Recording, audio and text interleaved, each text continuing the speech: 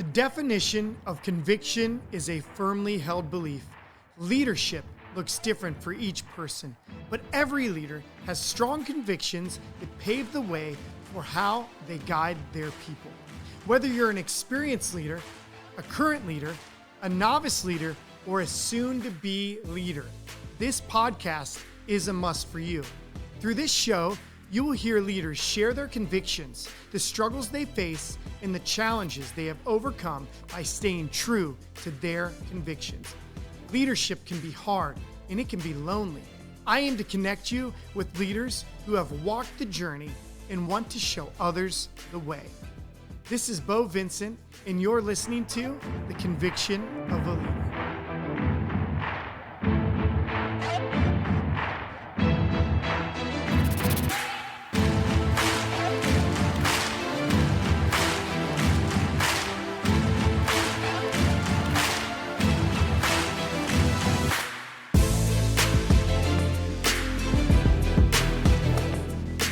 Welcome back to The Conviction of a Leader. This is Beau Vincent, your host, and I'm excited to bring on a friend and an owner and an entrepreneur and a leadership expert, Michael Weaver. Welcome to The Conviction of a Leader. How are you, my friend?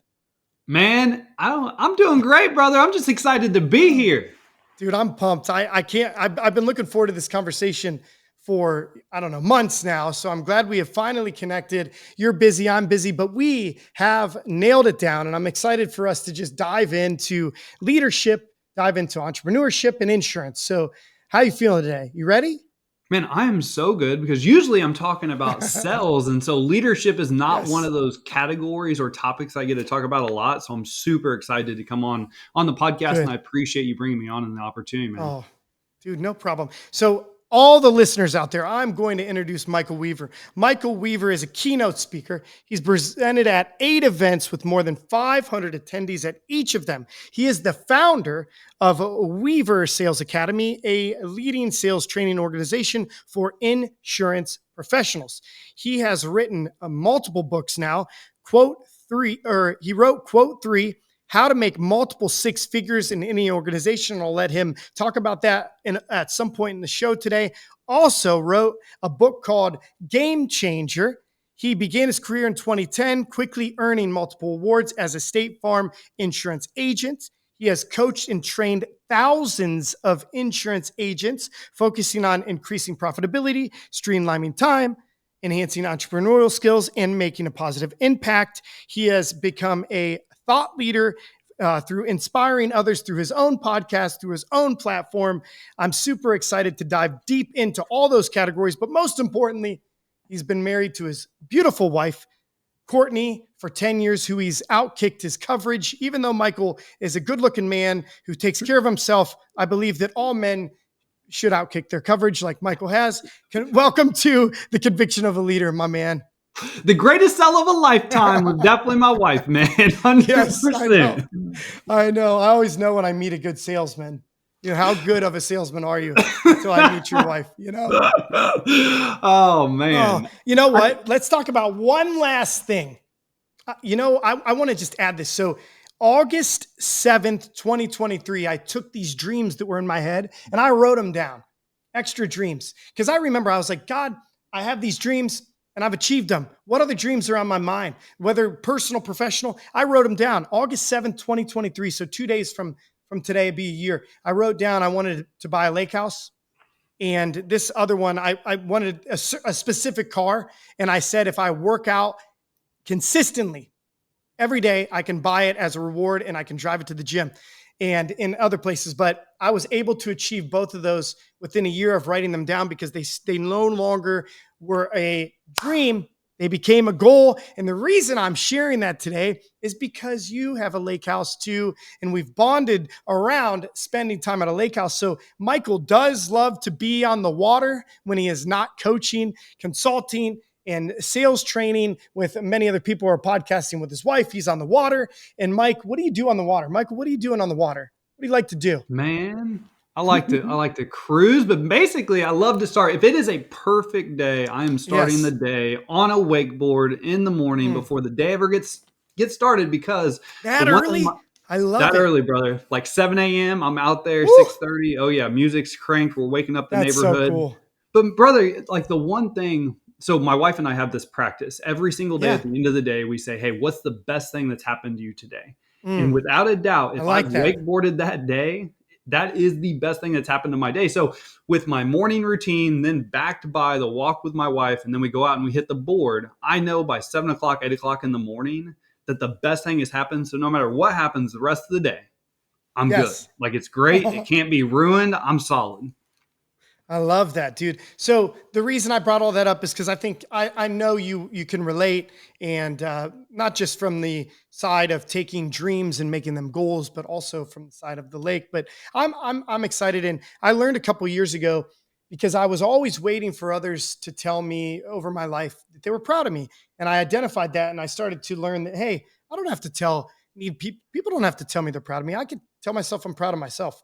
Set a goal, I hit it, but super excited. Maybe I'll have to have you up and we can go skiing on my lake. And then I would love to come to your lake and ski. And, I really, I grew up wakeboarding, but I'm not the best, but I can do it and I like it. So don't think you're going to get a pro out there, but I can hold my own.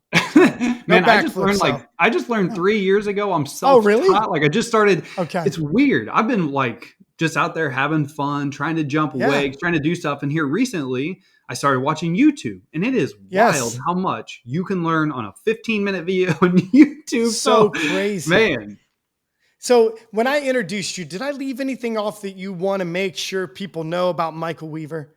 Did I hit it all? Did I miss no, anything? man, yeah, I think that was a awesome introduction. So I appreciate you Well, doing that, brother. But yeah, man. easy to We introduce and people that are outside, I guess exciting. the one thing that we didn't mention is outside of the insurance agency, my wife and I, so we've been business partners in every business we've ever owned, and we've Oh, owned wow. 5 different sales organizations. So everything from insurance to coaching to SEO, so marketing, fitness, and then my wife, and we were a part of a direct sales company where she was number 14 Yeah. out of 40,000. So yeah, man, we have lots of Wow. experience in different sales industries and Hmm. organizations, which I think that it's been really critical to growing as a leader, learning how to manage remotely, what sales looks like in different Yeah. industries. But at the end of the day, sales is sales, and so that's Yes. one thing that's really helped me People are develop. people. That's right. Sales are That's right. sales. They interact almost all the same. You've learned that, right? Yep. Oh So yeah. I love that. So Michael, this podcast is called The Conviction of a Leader, and we'll just start out with this. We're going to rip the Band-Aid off. Conviction is a strongly held belief, and I believe that most people that lead people have strong convictions that help guide the way for how they lead their team and their people. So, Michael, is there something that you hold near, dear, strongly held belief that helps guide you in your business and leading other people? Integrity. That's a really great question. And Mm. I figured I would be asked this question since it is Mm. called conviction of a leader. And Yes. it's the one core value that I hold to myself personally, Uh-huh. and professionally. It's and integrities goes really deep with me. I don't know if it's a Midwestern values thing to where my last Yeah. name is everything, Oh, but don't get me it's started. But man, yeah, it's just let's one of those keep things like going. Yes. when you like say what you mean and mean what you Mm. say. When you say you're going to do something, do Do it. it. And that is really big to me. And also Yes. integrity to me when it comes to leadership means leading by example. Actions speak Mm. louder than words. I can get up and I Yes. can preach and I can talk about what we need to do and I can say all these great things and I can bring out all kinds of Pinterest quotes and shit. But at the end of the day, if you're not willing to lead by example, lead from the front, get in the trenches, in my opinion and my personal experience, it's going to be really, really hard to drive results and get your team bought in on you, the Yes. goals, the vision, your organization. Like you have to put in that groundwork from the very beginning to show them that you are one of them. Like you are not here, we are Mm-hmm. here. And as a Mm-hmm. leader, that's what it's about, baby, because you're leading people. And the more you can buy into your people and help them accomplish their goals, and Yeah. you do what you say you're going to do, the more bought in they're going to be on the organization's goals. And when you're willing to run through brick walls for each other, that's when magic happens. Dude, it's nailed it. So I believe The same thing. I always talk about, when you talk about integrity and you talk about your last name means everything and your word means everything. My dad, I can remember I was young, and I've shared this before, and this is just one of the things that have stuck in my head. He came out and I was mowing the lawn, not very well, according to him. And my dad was a perfectionist, not the best trainer, because I have 4 steps to leadership, and 4 keys to leadership, which is teach it, lead it, and or three. Why did I call it 4? And expect it. My dad, not the best at training at all, but he led very well, modeled it, and he expected it. So I was out mowing the lawn. He didn't train me on how to mow the lawn, but he came out and he ripped the lawnmower out of my hand and he said, "Hey, my name's on this yard. Your name's on this yard. If you're going to do it this way." And I'm like, "What?" He's like, "Look at your lines. Look at your line." So he ripped it out of my hands because he expected me to do something he never taught me. But what he left me with was, our name means everything. Our yard, everything you do represents who you are and our name, and you got to wear it with pride. And it doesn't matter if you're mowing your lawn or you're training somebody on salesmanship, it is all the same. Put your name on what you do. So I love it. It could be a Midwest thing, because I'm not so sure that everybody has been taught that, but definitely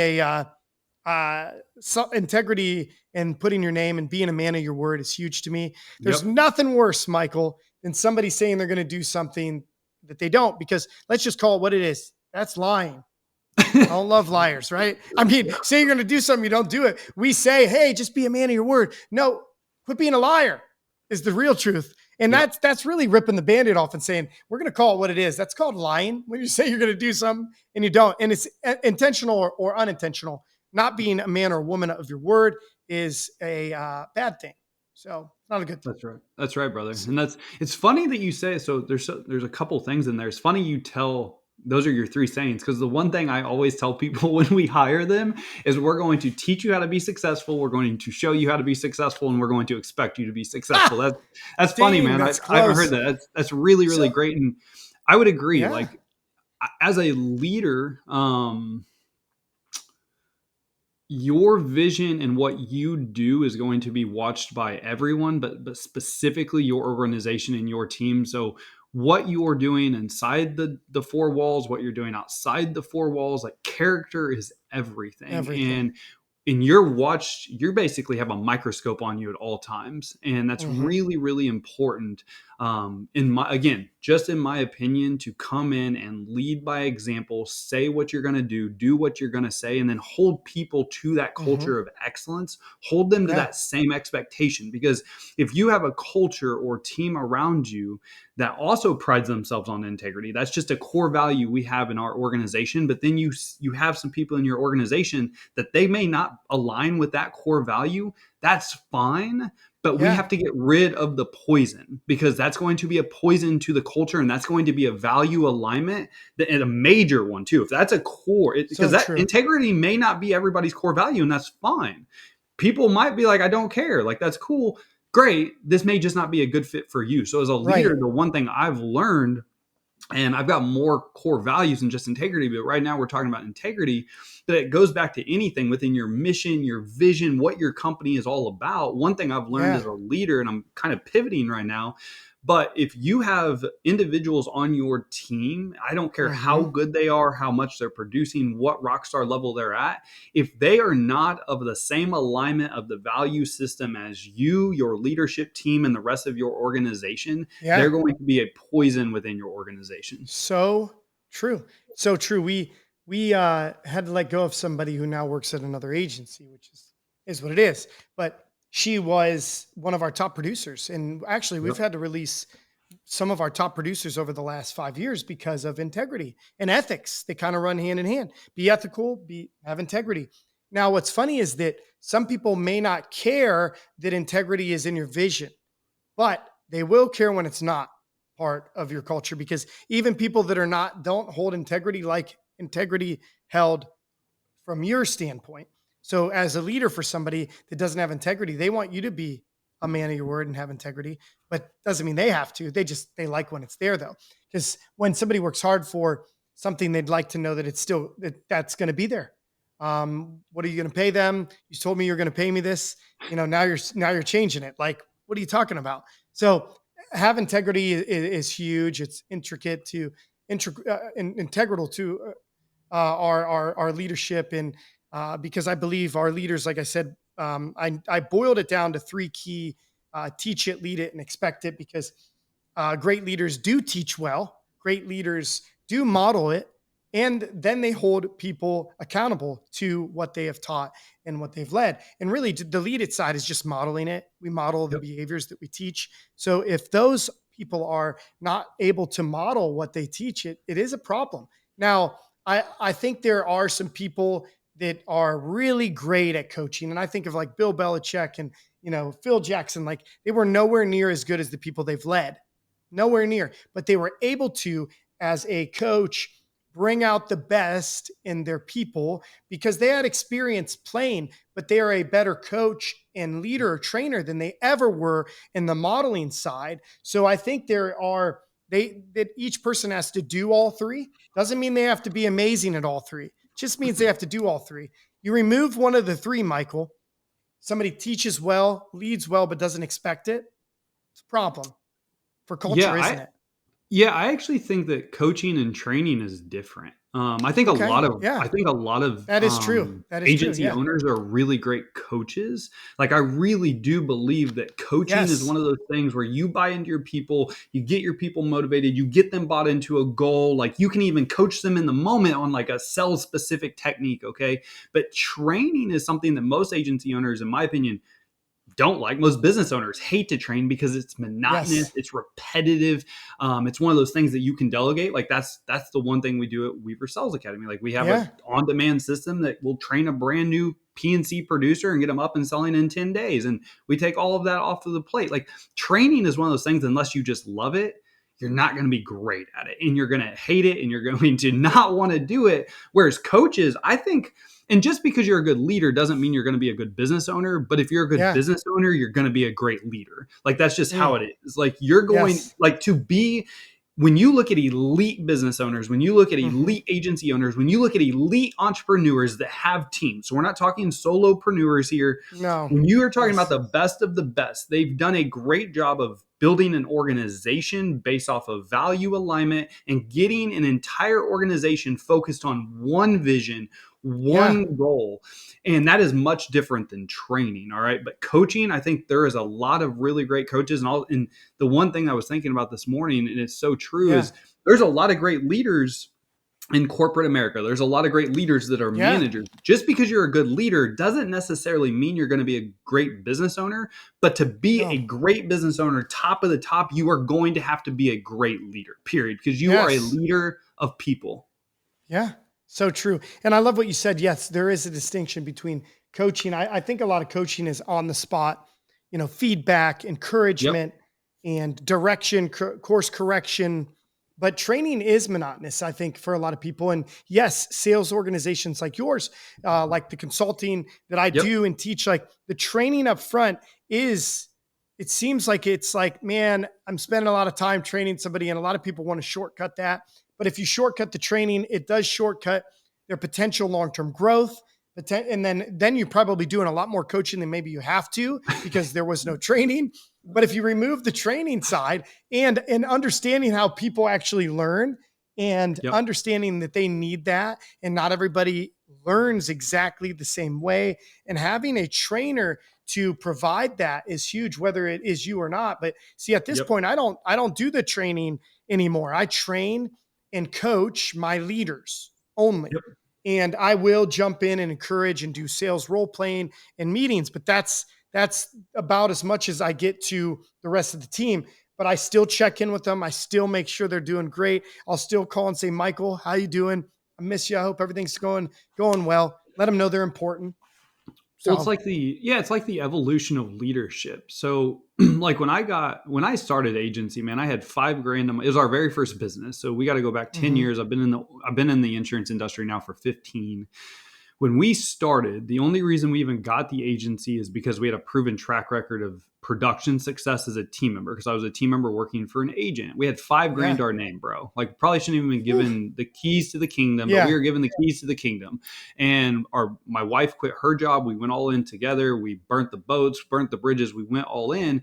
And so when I talk about the evolution of a leader, number one, Hmm. back then from a leadership standpoint, and there was so much hanging over my head. I wouldn't even consider myself a good leader back then. I was a 25-year-old kid trying to figure it out. Back was against Yeah. the wall. We had to make money. We had to hit these goals. We need to hit that's one, like, we need to. And it's like, there's no way you're ever going to get a team bought into goals if you're constantly saying, we need to do this. We have to do this. Yes. No, and so an evolution of leadership, I want to touch on a few things. So you're talking Yeah. about time, energy, money. And as a leader with time, unless you just have a lot of money in the beginning, you may have Yeah. to do some things that maybe you don't want to do. You may have to do some personal production. You may have to do all the training and all the coaching. All right. Yeah. But eventually you'll get to a point like what it sounds like where you're at, where I'm at, Mhm. where you have the ability to hire a team lead or team leads. And then Mhm. there are the individuals that you're devoting your energy to, your time to, because you have more money. You have the ability to hire people, expand your business so you can buy back Yeah. time as a Yes. CEO or leader in your business, Mhm. to be able to do other things that you prefer, or maybe you're just buying back your time. All right, and that's cool too, to where you don't have to Yeah. work as much Yeah. anymore. But Yeah. I think it's really important to talk about that evolution of business ownership, just not leadership, because I watch a lot of young business owners, and I'm not talking young in age, I'm talking young tenure, get into some major trouble because they're either unwilling to jump into the trenches because they don't have, Yeah. and then they go hundreds and hundreds and hundreds of $1,000s in debt, which I'm all about investing into your business, Yes. but Yes. making sure that you have a plan in place and you're not just throwing money at the wall to try and solve problems, because Oh. in my experience, that never works. You have to have a plan, you have to follow the plan, and you have to measure. All right, you have to have measurables along the way within the plan to make sure that the plan is still working, so that you don't get so far in trouble Yeah. and dig yourself such a deep hole that it is almost impossible to get out of. Man. And I think that's really important to talk about. And I don't think that that's talked about enough in Yeah. our business, is the evolution of business ownership. And then as a leader, you're going to have experiences throughout your tenure as a business owner, as an entrepreneur, of leading people. And you're going to do a lot of things wrong, and you're going Yeah. to do a lot of things right, but learn from those things you do wrong. Like I talked about Mhm. earlier, how I was so focused on, we need to do this, we have to do this, we need to do this Yes. month. I was forgetting the most important thing of, how can I help you accomplish your goals? What are your Right. personal goals in life? What's the vision for your life? And how can I create an opportunity as a business owner within this business to help you accomplish those personal goals? And when I figured that out, it took me about 2 years to figure this out, of a Yeah. lot of mistakes, a lot of heartache, a lot of burning people out, a lot of burning myself out. But when I learned that it's not about me, all right, Mhm. it's about them. And it's about their goals and how I can Yeah. create an opportunity that helps them accomplish their personal goals. All of a sudden, they got much more bought into, okay, what do we need to accomplish as a business so I can accomplish my personal goals? And that was like a Yeah. big game changer, True. moment for me in my evolution as a leader. Yeah. And just based around the comment you made earlier, said earlier was sales are sales, but so, and people are people. So a lot of people ask me like, Beau, how have you done what you've done in 4 years, 4.5 years? And I'm like, well, if sales are sales and people are people, you mean the last 20 years, pretty much. So the last 4 years have just been in this industry. But I started out selling, just an individual contributor. Then they gave me leadership as an assistant. And then I was a general manager. Then I was a district manager. Then I had an even bigger area with 3 states and hundreds of people and 50 million in revenue. And you think like, but then I bought an agency, and the first thing I did, hire a manager. And I had no customers yet, but I had a manager. And people said, why would you do that? You obviously have, 15 years of leadership management experience. Why would you hire somebody? Well, one, I looked at it as a business opportunity, not a self-employment opportunity for me to run a business 8 to 5 that I work in. That's not why. Now, some people do go into insurance for that. So using that experience, I came into the business. I was able to delegate, grow leadership, identify leaders to eventually train to be the leaders of the business so that I could sit on podcasts today and talk to people like you and other business owners across America and have a great time coaching, consulting, and talking the conviction of a leader. So I love leadership and it's my jam. It seems like, it isn't talked enough out there or taught enough. I think we go straight to sales, and listen, we could be great salesmen and you will sell your people a dream, and you will also deliver short on that dream when you're a great salesperson. I know that I always tell myself, Beau, don't sell to your wife. Don't sell to your wife. Let your wife see the vision, believe in it, and buy it without you selling it to her. Because as a salesperson, I always want to sell it to her. But if she is bought in, it just feels so much better from that side. But from the people side, I want them to be attracted to us, our culture, our business, and want to work here. And we've become so proactive. We are always interviewing, man. We don't hire anybody out of need. We do not make decisions. You kind of mentioned a little bit. I have this saying, I want to make decisions based on love, not fear. I'm not running from something. I'm not scared of failure. I want to do things based on dreams and goals and love of people. We love insurance. We love other people. We love people more. So if I can get to that point in leadership, when I've gotten to that point, great things happen. You attract great people. With great people surrounded by you, amazing things happen.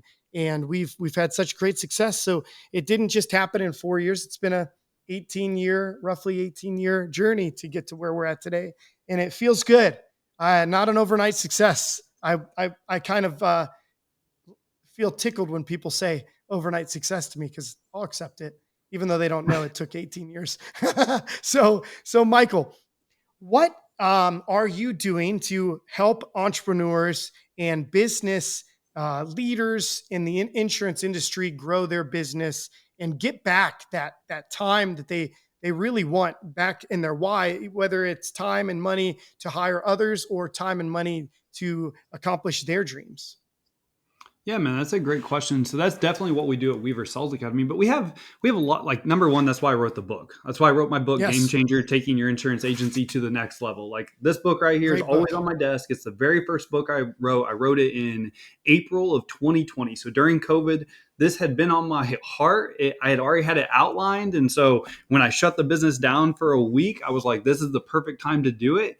And I just went. I wrote the book, and that was one thing that was really on my heart, because as a business owner, an agency owner, look, I was getting a lot of recognition. We were top 100 in the company out of 20,000 agents every single year. Even as a scratch like agent, like we did really well. Awesome. And so things look good on the outside. That doesn't mean everything was going well on the inside, but things definitely looked well on the outside. Okay. But one thing, and so I wrote that book, that would have been 4 years into I'm sorry, 6 years. Wow. Into my tenure. So the very first 3 years, 14 to 16, did really great. But as I just mentioned, burnout through people, maybe not the right processes and systems, not a great leader. And so I learned a lot over those 2.5 years. Came in restructured in 16, because 16 was a really Mm-hmm. tough year for me professionally. Like I almost left the insurance industry because the company I represented at the time got out of the investment game. And that's really why I became an Yeah. insurance professional, because I grew up extremely blue collar, watched my dad lose his pension when I was in college. I'm very passionate about making sure people have their own finances in their control. They're not relying on somebody else. And Yeah. so when that got taken away in 16, I went through 5 months of I would call it a depression. I'm a pretty optimistic, positive person by nature, but I went through a little bit of a depression, didn't do much over the 5 months, came out in 16, hired some coaches, redeveloped processes and systems in my business. And in 17, my wife and I went on a trip for 35 days to New Zealand, Australia, Thailand. Found out that all the processes we'd implemented, the team we'd built, the culture, all of a sudden is now allowing us freedom that we wanted. And we're making money at the same time. We're netting multiple six figures within our organization. So not only are we Yeah. making money, but we also have the freedom. So in 2020, I wrote that. You asked me a question, hey, what are you doing to hopefully help? And that's why I do what I do today. That's why I exited Mhm. the insurance agency. That's why I exited 4 other businesses. And that's why I coach full time, because I believe that my clients and even future clients deserve my full time attention, just not my part time attention. And so, but I wrote my book, 2020 Game Changer. This book is awesome. It's going to walk through processes, systems. That's one great thing. The Insurance Buzz podcast, just like you podcast, you put out great content, Beau. Like your content is amazing. I hear great Thank you. feedback on it all the time. And I know a lot of agency owners love it. And Well, I thank you. hope that that's what they're saying about the Thank you. Insurance Yeah. Buzz podcast as Hmm. well. And then obviously at Weaver Sales Academy, our number one job and something that I believe makes us extremely unique is we saw a major pain point in Hmm. the industry. That's why we created it back in 2018. Yeah. I'd talked to over 500 agents, and I'd narrowed it down to 5 basic pain points within their business that they were struggling with, you could say. And so I wanted to develop a program, or we wanted to develop a program or product that would help solve those pain points. And that's why we originally Yeah. came up with Weaver Sales Academy in the first place, was to Wow. help agency owners delegate that training need and take the training off of their plate when it came to auto fire and life insurance. But yeah, man, I'm always trying to provide. I love the insurance industry. It's what gave me my start in sales, brother. Oh. Like I've been in this damn thing since I've been 21 years old, and I see a lot of my peers. You see a lot of your peers struggling, and it Hmm. pains the shit out of me because Oh it doesn't yeah. have to be that way. Like if you've got the right processes and systems, you're leading correctly, you've developed a winning Yeah. culture, you understand how to hold people accountable to expectations, you've developed yourself as a sales professional, you have a team that is our sales professionals. Yeah. I believe insurance is the greatest in industry in the world. I believe Mm. that it is the like an agency owner, producer, it doesn't matter. You have the ability to help someone plan for their worst day. And so you Oh get to yeah. feel good about what you do, and you have the ability to make as much money as you want. And I don't know if there's any I don't know. I haven't found another career besides obviously like coaching. I love coaching because I also have the ability to help out as many people as I want, make a great living, work anywhere I want in the world. Insurance is the same way. And it's just a rewarding career that I believe is a career that a lot of people don't know about. It's one of those boring businesses, but it's a boring business that built correct over time is an extremely lucrative business that you can feel good about. And I know I kind of ventured off the question there around what No. I'm doing to provide free value. But man, we're trying to always put out free value on social media, Oh. podcasts, books. Like I want every insurance professional in the country to be successful. I want you to make the money you want to make because more importantly, you deserve it. Like you deserve to So make as true. much money as you want to make. You deserve to have the time you want. You just got to put in the work. All right. Like Right. you got to put in the work.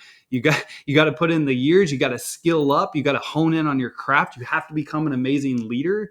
But if you're willing to do that, if you're willing to kind of go through the shit. I always say in the Midwest, Yeah. sometimes you got to go through shit before you can get to greener pastures. It's the same way with leadership and business ownership. Like if you're willing to tread through the stuff that isn't fun, it's not sexy, it's uncomfortable as hell, you're going to come out a Hmm. way better person on the other side. Yeah. And just what drew me to sales originally is what is it was drawn me to leadership. And I think that let's talk about how like salesmanship and sales training and leadership all go together. So I think a great process will not fix a bad person, but a great process or a good process will make a good person great.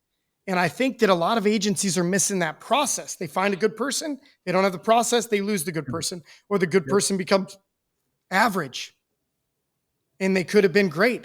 Or there's people that have really good processes and they have horrible staff, bad fits, bad people, no integrity. I don't know, but they have so leadership to me also helps fill in those gaps of like, let's make sure you got the right person. And now here's the right process. So I love that. And I think like there's nothing feels better than giving the right person the right training, like with the Weaver Sales Academy or coaching, consulting, and giving them what they For sure. deserve. When you go find somebody so exciting, don't you want to give them the best? Well, and what you're hitting on, and I love this because processes, because I'm a firm believer as you, Bo, like the Yeah. easiest way to create a great business is with good people. Like that's the easiest way to scale a business. That's the easiest way to Yes. build a business. And what you're talking about, processes and systems, and I know that's kind of like hot. I don't know why that's a hot topic right now, but I feel like Yeah. every company I work with, it doesn't matter, Farmers, State Farm, Allstate, like everyone's talking about processes and systems. All right. But consistent processes allow you to be a better leader because it allows you to have clarity around what's supposed to be done and Yes. accountability. All right. And Mhm. clarity is also going to provide confidence to your team. So when you have clarity in processes, it's easy to then hold people accountable to those processes, which are going to allow them to hit expectations. And if they're not hitting expectations, you have the processes to measure to be able to be a better coach, or somebody within your organization that you've hired to be able to be a better coach. And so processes and systems are a must for a business owner, for a business, from the how do you answer the phone to what are the CRM processes to what are the sales conversations sounding like to how do you handle a claim. Like all of these are processes, Yes. and you're 100% right. They're going to help you be a better leader because there's clarity within this, but also someone's first 90 days of being with you are so important, of not only Mhm. getting them bought into the vision, the mission, making sure they're a good culture fit, but also setting Yeah. them up with a structured, organized plan, like a 90-day plan at a minimum, to help them set up for success. Just like if you were to be hired by a corporation, you're going to come Yeah. in and you're going to have an onboarding system that's Yes. probably 90 days long, to where on day one, this is what I'm learning. On day What two, I'm going to this is do. what I'm learning. On day three, it's got to be Yep. the same way with a small business, because that provides structure and organization, and people do really well with structure. Like, because with Yeah. structure, you're going to provide them a sense of comfortableness, a sense of confidence, a sense of, hey, when I come in today, this is exactly what I'm doing. And over their first 90 days, that's when not only you measure them from a culture standpoint, but you're going to get them Mhm. up and producing and selling. And if they're not confident by day 90, the likelihood of them making it very far past that and succeeding is a pretty low in my experience. Mm. Well, I love that. I love talking about people and processes together, right? I think it's our job, our responsibility as a leader to ensure that they have the correct tools to be successful. And it's sad. It actually saddens my heart when I hear of agents that hire great people and they don't deliver on that side of the training aspect. And you're right, because I came from the corporate world where I was taught, hey, this is onboarding, this is our orientation, this is our training. And when you're out of training, here are the times when you train, how to train, how do you develop from there. So I recreated some form of that in the insurance industry in a small business within my doors. And that's what, what was a huge part of our growth came from, not only hiring the right people, but having some sort of process. And I'll tell you, man, the first 2 years, I would, I didn't have a lot of processes. That's for sure. I had salesmanship, right? Yep. And Yep. people, but I did not have a lot of processes. So, fast forward to almost, 4.5, 5 years in, obviously, and we have processes now that have added to our success, and they are not the sole source of our success. It's our people with great processes. And I love when we get to bring a team together. And like I said, great things are happening for our agency and, in your business. So let's talk about like, One second go though. ahead, go One ahead. second though, because you Yeah. just said something that I don't want to go overlook, Bo. You just said Okay. in the beginning, you didn't really have very good processes. Now Yes. you have awesome processes. So when, in my experience of just myself working with agents, talking to peers, when we start to talk about processes like we are right now, Bo, it tends to be overwhelming. It tends to be frustrating. It tends to feel like one of those freaking things that are so much work is going to have to go into it that it's almost unachievable. And so Yeah. if you're listening to this right now and you're like, okay, I really got to get my processes and systems down. Okay, where do I even start? So I'm going to ask you to think about this, like right now, listening to this. When you think about 3 pain points in your business right now, just 3, not 10, not 20, just 3. And you could narrow it down to even 1 if you want. What is Mm-hmm. one pain point in your business right now? Whether you're not getting good people, you're not hitting Mm-hmm. production numbers, you feel uncomfortable in a team meeting, doesn't matter what it is. Whatever one pain point that is, that's the first process that I would recommend starting to work on.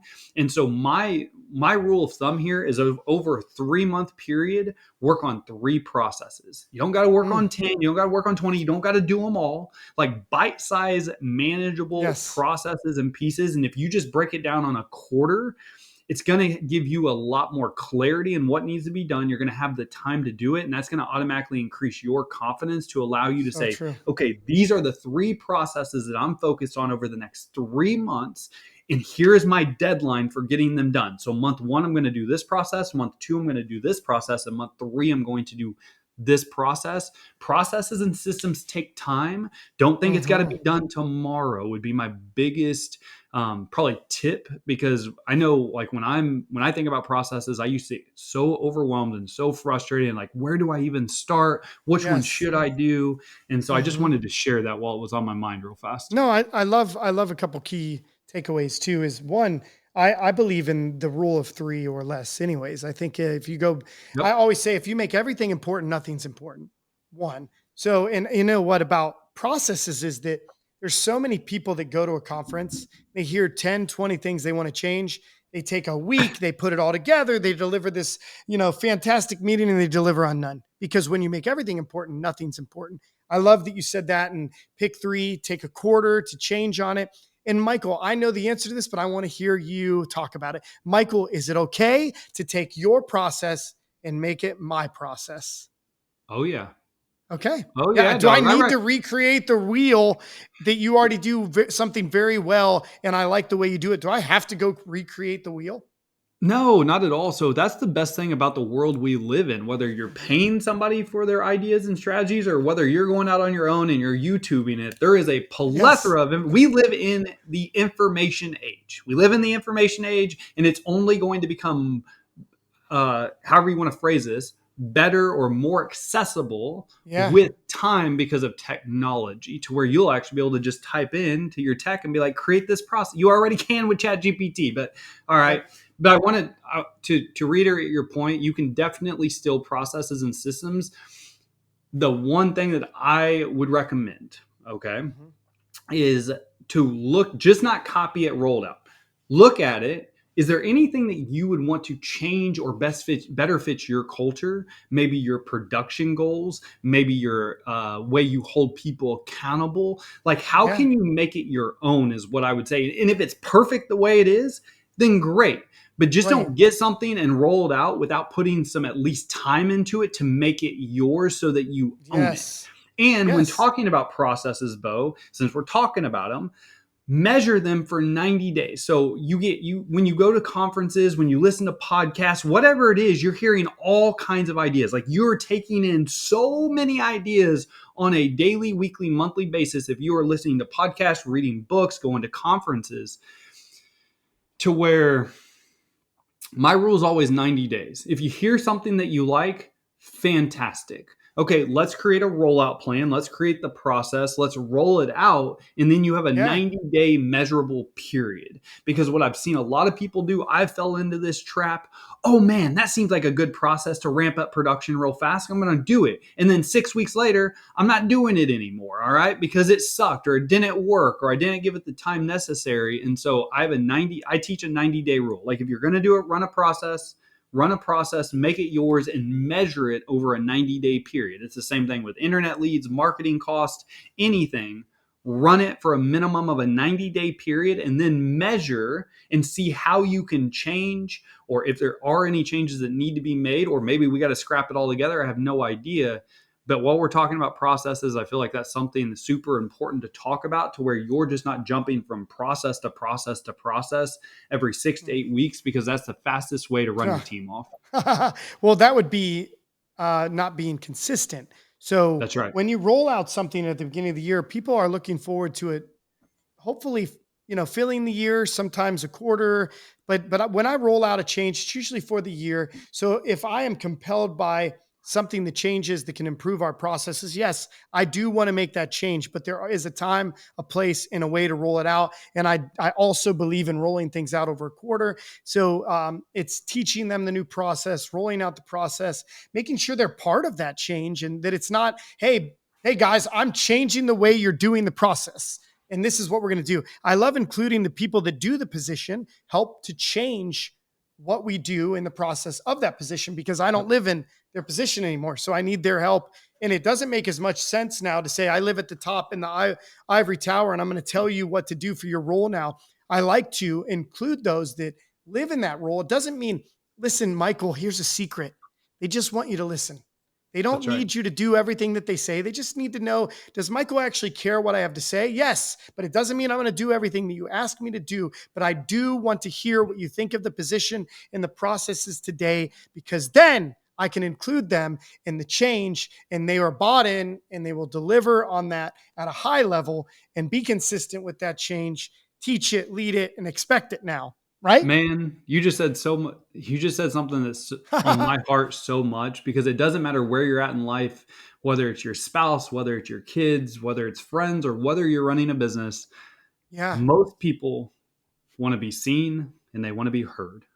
That's And if it. you can create an organization of individuals that feels like the top of the leadership cares about them and sees them and hears them, you're never going to have to worry about a day in your business career that you're not going to be successful, because you have a Mm, team that's bought into you because you're bought into them. Leadership is bought yeah. into them. They're buy into you. And all they want to do is be Love that. seen and heard. That's it. I love that. I have the saying, we love insurance, we love people more. You probably have heard it. I trademarked it. You know why? I didn't want State Farm or one of these other guys putting on their commercial. No, but that was part of it. But I did trademark it because I'm like, even to think like, oh, you know what? Wouldn't that be funny if I'm sitting down eating popcorn and with my wife and the commercial comes up and it's like, we love insurance, but we love people more. I'd be like, no. So that was part of it. But really, it was our driving mantra, man. It was our Yep. filter. So I wanted my team to feel like they were, listen, I love insurance, but I want you to learn to love insurance too. But through that, I want you to you're going to find out that I love you way more than insurance and what you write for me. And I will take care of you. And when you take care of people, they feel safe, they stick around, they want to grow, they want to run through walls for you. And they know that there's something bigger they're attached to, because people want to feel like what they're doing is so important. They just want to feel like they matter. And at the end of the day, when I say we love insurance, we love people more, yes, I love what I do, but I love you more. And even though you sell and you provide value, you are more valuable than what you sell in this organization. Your intrinsic things that I can't even track, just you being around, your personality, your culture, people love you. It adds so much. So one, I like starting there because I just love having the opportunity as a leader to help people feel important, like they matter. Because one of the most important things in our life, not just business, is that does my life matter? What I do matter to other people? And selling insurance is a great avenue for that. But within your business, Michael, they spend so much time with the leaders in their business and the people they work with more than anybody else. The average person works 40 plus hours a week. They drive to work, drive home, whether remote or not. They're spending majority of their time with them. Then they sleep. Then the rest of the time, which is way less than they spend the 8 or 9 hours with you a day. So if you are positively impacting people, you are changing the world, one person, one family, one generation at a time. And that's the kind of level of leadership that I have held my conviction I've held myself to, but also those that lead people within my organization. If leading people is less about others and more about your own paycheck, you're not going to lead well. You're not going to lead well with me. That's for sure. You can go somewhere else. So I love Man, it. you're I you're love, man. you're speaking my language right now, brother. That's my Oh, wife and I. We have a podcast called Ambitious Hippies as well, yeah. and but either way, Tell us. Yeah. what we like inspiration. Like, we hope that we Mhm. inspire people to go out and pursue their wildest dreams, live life on their own terms. And that's the same thing, like in the in any team, any organization I've ever had, I've always told them, like, my number one goal here is, yes, to teach you how to be the best professional you can be. But number Yes. two, it's to make sure that I'm helping you, whether that's 2 or 3 years down the road, just be a better version of who you are right now. It could be 6 months down the road. If you decide this isn't for you anymore, what you learned over your 6 months of being around us and in our organization is going to help you be a better individual, better person. 6 months, 12 months, 3 years. I hope you're with us for 20 years. All right. But I'm always like, we hope that we inspire people to be the absolute best version of themselves. If something doesn't serve you anymore, hang it up, man. Like, hang it Yeah. up and go and have the courage to jump through that fear and pursue what does light you up. Say yes to the adventure. Have fun, Yeah. man. Like, life is not all about work.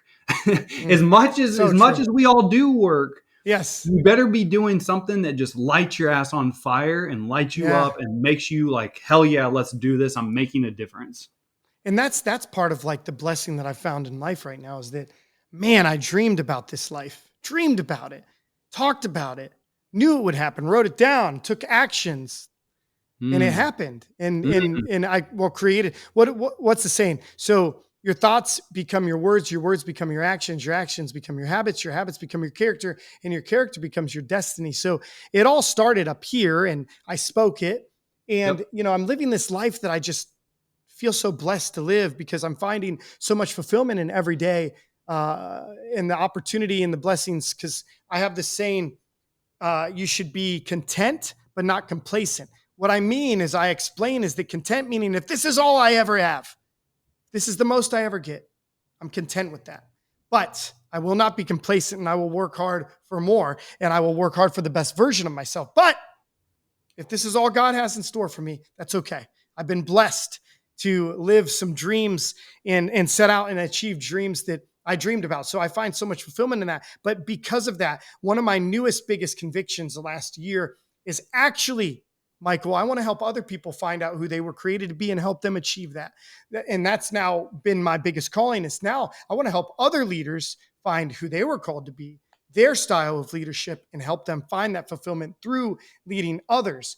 And that's been my biggest calling. And that's why I Mm. love, working with leaders. They have this different drive and level of achievement. And I just love that. And I feel blessed that I can do that. But then again, I do love coaching baseball, and I don't get paid for that. So, and I love my kids, and I don't get paid for being their father. So I find so much fulfillment outside of that. But when you can find something that you love to do, and trust me, insurance, Michael, unlike maybe your path, insurance for me, I never had thought about it, never really thought I'd find much fulfillment in it. It was almost like by chance or by God. And then it's turned into something that's been like so great, in the level of like love I found and fulfillment I found from it has just been awesome. And you know what's great about people that love what they do? They're better at what they do. Yep. Amen, brother. So Yeah, man. I have something I don't want to lose, Michael. I have something I don't want to lose. So I work very hard for it. If I got to work at Taco Bell or stock shelves at the grocery store, I'm not going back. I'm going to make it work. So I always said that. I said, I'm going to make it work. I want this to be successful as much as I want to breathe, and I have to do it. So when you get to that point, Michael, and they're stepping out on their own, how do you help? How do you help push somebody when they've already achieved the dreams they've set out or goals? How do you Yep. help somebody create new goals? Where do they find those goals? Oh, bro. Have you thought about that? Have I thought about it? I've Yeah. lived it, man. It's Okay. so Yeah. I always had a goal of netting my first million by 30, and I did it at 32. And it was the biggest accomplishment, but greatest kind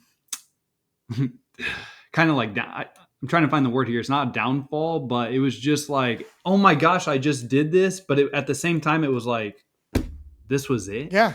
That Like, that was doesn't. it. Yep.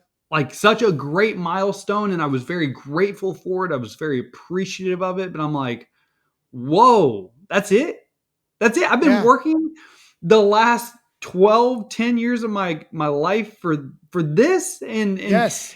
And so it was one of those things where I had to take a step back, and I had to actually, because that was a monetary goal. All right, monetary goal. And monetary goals are cool. I have monetary goals. Yeah. But what I learned from that experience is I need to enjoy, and I know this is such a freaking Pinterest quote, like, enjoy the journey, don't just enjoy the destination, like blah, blah, blah. All right. So I'm not No, trying to it's be a true. Pinterest quote here, but that was one thing that really spoke to me after that achievement. It was like, okay, how can I still create goals that are scary, that make me feel uncomfortable, that are value alignment, but how can I set Yeah. milestones throughout the journey, okay, throughout the process to uh, celebrate along the way and just not get to the final destination and be like, Mm. oh, dang, that was it. But here we go. When it comes to goals, you Yeah. have to, in business development, leadership, again, it's evolving, it's developing. And so me and my wife are very similar to you, Bo, to where we're happy with who we are today. We're happy with who we've become. We've Yeah. had this house. We had this house on a vision board. We had cars on a vision board. We travel 3 to Yes. 4 months a year every year. Now we're wintering in Sedona, Arizona. Like we've Beautiful. all of these things we've written down. I'm a big I am person. I'm a big Mm-hmm. manifestation person. So meditation, like I'm writing them down. I'm visualizing them. I'm actually every day. But part of my like routine is to already feel what the life looks like that I want. All right. Mm-hmm. All right. Because that's what I'm aiming for. And the only way Yes. that you're going to accomplish that is by actually being like, I've already got it. Like this is who I am. This is how it feels. And you're automatically going to attract that to you. But don't forget about the person that you have to become along the way to get Yeah. to accomplish To the get goal that. that you're Yeah. aiming for. Mm. That's I think the part that'll, and I know again that's like a Pinterest quote, but that was something I didn't understand in my early 20s, and really not something I understood until just over the last few years. Is you go through a lot of hard stuff as a business owner, as a leader. It's going to test you, it's going to Yeah. question you. There's going to be scarcity that pops up, there's going to be imposter syndrome that pops up, and maybe not. I don't want to speak these on you, but when these things pop up, they pop up Yeah. for a reason, because you Mm-hmm. have to figure out how to grow through that feeling to become a better person on the other side. So when that creeps up in the future, you have the ability to say, this is why it's creeping up. This no longer Yes. serves me. Yeah. Dude, that's so so many I great don't know. I points. probably got off on a tangent there, No, no, Bo, no, but that no. was something. It came to me, and I'm like, man, the goal setting and how just continue when you hit a goal. Okay, Yeah. celebrate. It's time to recalibrate. Now, what do I want to go? And it doesn't mean you're ungrateful for where you're at. Like you said, I'm extremely grateful for the life I have today, but I want more of it, baby. Like I want Mm-hmm. more happiness. I want more Yeah. travel. I want more adventure. I want more fun. Like I want more of that. And Yeah. I'm also aiming towards less work. So Mm-hmm. how do I work less but I get more? Like that's where I'm at today. Like that, and it's so I have a vision board. I revisit it in my I am journal every day. Like I Right. meditate every day. Like I'm constantly, but do not get me wrong, I am extremely grateful where I'm at today. And if I were to look back 10 years ago on myself, or even like my wife and I like to talk about childhoods, like if my 8-year-old or 12-year-old self could see me right now, they'd be like, holy shit, bro, you Good did job. it. Like Yeah. that is amazing. Like, and it's good to because I haven't always been like that. I'm getting a little emotional right now, but Yeah. it's one of those things where it's like life goes by so fast, and I know you can relate to, like, we work so hard, and Yeah. the days go by fast, the years tend to go by fast, even though they go by Yeah. like life just goes by so fast. And like when you think about your childhood and like dreams you had and what you Yeah. wanted to accomplish, the person you wanted to be, shit, dude, like my younger self would be so damn proud of myself right now. Like it's just it's I awesome. And agree. so it's good to be grateful, but it's okay to also want more. So, man, that's so true. And I think about as I achieve milestones, I usually try to take time to just be thankful, think about where I came from when it was just a dream, when it became a goal. Wow. I knew I could do this, but I actually did it. Like, you ever think like that? Cause like I knew I was great, but there's still a part of me that was like, you may never get there. And I Oh had yeah. to silence, push it down, believe that I was created to do great things. And I've always been so future driven that it's ruined the present. And I've learned to understand that the Yep. future drives me, but like the present is changing every day and it's coming closer to our future every day. So I need to take time to just be thankful today of wow, it's hard to see that I changed from yesterday, but let's go back a couple months, a year, week. Okay, there it is. I can see who I was, where I wanted to be. Thank God I have this vision. And I mean, for the longest time, Michael, I could see the person that I think I was created to be, God created me to be, and I wasn't him. And I wanted to be him so bad.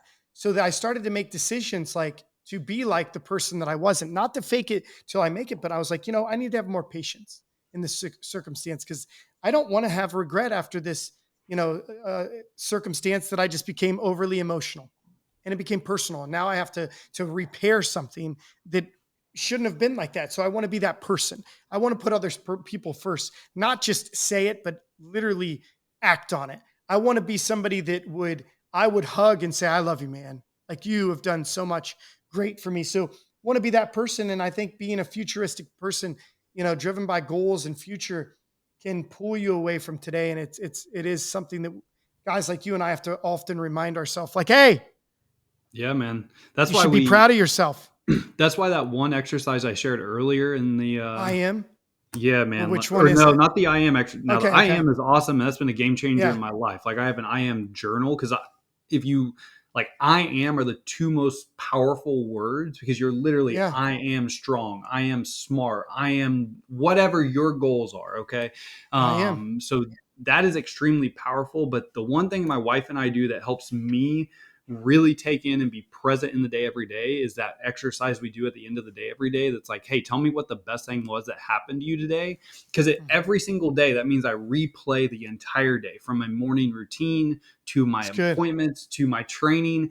And so because that's one thing I have a hard time, of staying present in the moment like you're hitting on. And it's so important because if you're not present in the moment, number one, that means your mind is racing, so you're not being intentional. But number two, that's also going to cause like I've had a lot of issues with anxiety and always being focused on not good enough. Oh shit, we're not there yet. And so by being Yeah. present in the moment and just recalibrating every single day and focusing on what was the best thing that happened to me today, what was the best part about my day, that's been one of the best things that my wife and I have done. Mm. So I spoke to a psychologist recently in a podcast, and it'll come out. But she said sometimes it's realizing that, dude, I've never. It was kind of like awesome to hear from a doctor. But she said, so I asked her. I said, how do you realize and teach people to? How did I word it? That to control what they control and not to worry about things they can't control. And she Mm, goes, well, what if there was no black and white? What if some circumstances you had 60% control, 30% control? And when we like to think that it's either in my control or not, what if there are things in preparation, little decisions you make up to that point to put you in a position that it's probably going to happen or probability goes up more? And I'm like, oh my God, like that's so great to think that I'm in this position with the business changing and it's the big company that I can't change because I own a franchise of an insurance company. But that's because I made little decisions to decide to work here or decide to buy this business. So that was within my control. So I think it's funny the way she broke it down and starting to realize is that we have all these decisions we can make throughout the day. And it is to put us in a position that will put us in a high probability to be successful or and what's funny, when I fail and I tried my hardest, I actually don't feel much regret. It's when I fail and I didn't put in my hardest or put in what I knew I should have, that's when I have the most regret. Now, as a leader, I've learned, and a successful leader learns to not regret their past, but to learn from it. And they're excited now. They have the knowledge to change the decisions in the future. That's what I love about my past. And God, I fail a little less than I used to, but I shoot really big, maybe a couple times a year versus you know maybe more than I used to. But it's not a bunch of little ones now, maybe some bigger ones, and I have a little more preparation and knowledge and experience and people around me that I can relate to and ask for. There's nothing. So the conviction of a leader is literally about asking people to share their journey and experiences with others that aren't there yet, or they've become stale in their leadership and entrepreneurship journey. But when you have people around you that are willing to share that, hey, Michael, I was like you and I said I wanted to earn my first million and I did it. And I said, wow, that wasn't what I felt like. Or, hey, now a million maybe should be 5 million. Yep. So, and to feel like you kind of let yourself down or maybe made the goal or didn't deliver the fulfillment you once thought. So I think surrounding yourself with great people is great. Now I want to add this, and then I want to ask you to elaborate on one more thing. So I want to add this. I do a quarterly leadership training, and it is about helping you become a better leader, but it is so intertwined with helping you become the best version of you. Because I think if we seek out just leadership and we're not fixing who we are and growing as a person, our leadership is still not going to be good. So we need to work on ourselves and becoming the best version of ourselves in order to become the best Yep. leader someday. So, Yeah, and it man. is not an overnight success. It's not. Mm-mm. So, Michael, what is next for you? What is next for the Weaver Sales Academy? What is next for Michael Weaver, Courtney Weaver? What's on paper for what's next? Man, that's such a big question, bro. What's next? And it Like we may be talk. secret. No. So are we talking over the next 12 months? Or are we talking 10 years? What are we talking? You tell me, what are you so excited about that's next? It could be 10 years. It could be 1 year. It could be tomorrow. Okay. Yeah. I know it's So not an easy question. no, Makes you think a little bit. I kind of already mentioned Ambitious Hippies. So Ambitious Hippies is one thing my wife and I do. It's a podcast. We're super excited for that because it's just teaching, not teaching. Again, we're nothing to do with teaching. It's hopefully inspiring you to go out and say yes to the adventure. Take the trip you've always wanted. Ask the girl on the date that you wanted to. Like whatever it is, say yes. Travel may not be your thing. That's cool. Check out Ambitious Hippies though. I'm super excited about what we've got going on there. Love it. I just wrote my second book. You mentioned it in the introduction, quote 3. Thank you for doing that. But I'm excited about it because my first book was self-published. This one was actually with a publisher. So it's been a whole new experience. That's cool. And it's coming out in October. So it'll be out on Can't October wait. 7th. And you can do. When I buy it. Yeah, bro. So I'm going to buy it. Quote3book.com. And I'm so passionate about this book and why I'm excited, why I wrote it. Is because I see a lot of sales professionals, just not in the insurance space struggle, but just sales professionals in general struggle. And so I wanted to write a book that really simplified success and also challenged the one thing that we've all been taught of the concept of do more. Like anytime, like I used to ask my leadership, like, oh, hey, I want to hit these numbers. Well, just do more, make more calls, do more quotes, spend more money, just do more. All right. More is typically not the answer. I'm actually a believer that actually by doing less of the right things, you can accomplish more of the right things. So doing less to accomplish more. Yeah. Do less to accomplish more. That's what the whole book is about and how it simplifies success for insurance professionals and all sales professionals.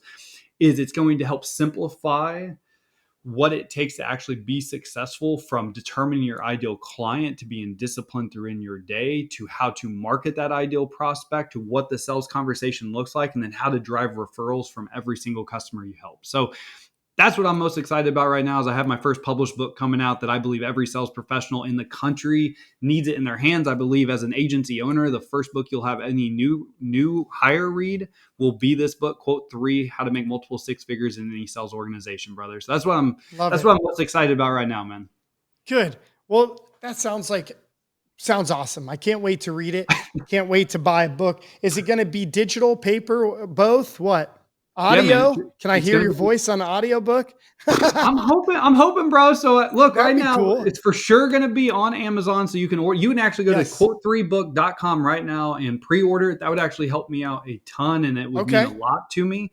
If everything goes the way I would hope it would go, is there will also be an audiobook version with yours truly. All right. Reading it, because when I did the audiobook for Game Changer, I got tremendous feedback from it, and I Yeah. sold in over 3 times the amount of people purchased it on audiobook than they had the soft copy through Amazon. So Mm. it's yeah, man, audiobooks I think are where it's at. And if my vision goes for how this book is going to go, there will be an audiobook version of it, baby. Oh yeah. Sweet. I can't wait. Well, Michael, I want to just thank you for joining the Conviction of a Leader. And all of those listening, I want to thank you for tuning into the Conviction of a Leader. It would mean so much to Michael and I if you would just let Michael know how much this episode impacted you. And if it impacted you, here is how you can reach out to him. Michael, how can they reach out to you? How can they contact you? Yeah, man, I'd love that. So number one, if you're not following me on socials, I'm everywhere, but I prefer LinkedIn. Okay. And then my website is www.weaversa.com. So Weaver, S is in sales, A is in academy.com. And lastly, you can actually shoot me a text, 816-727-7610. Boom, boom, boom. Doing it now. Michael, thank you for joining. All the listeners out there, share this podcast, like this podcast, subscribe to the podcast, turn on auto downloads, and share it on social media. Tag Michael and I in the Conviction of a Leader. It would mean the world to both of us. Thank you all. Michael, thank you. I really appreciate you. It was a pleasure having you on the Conviction of a Leader.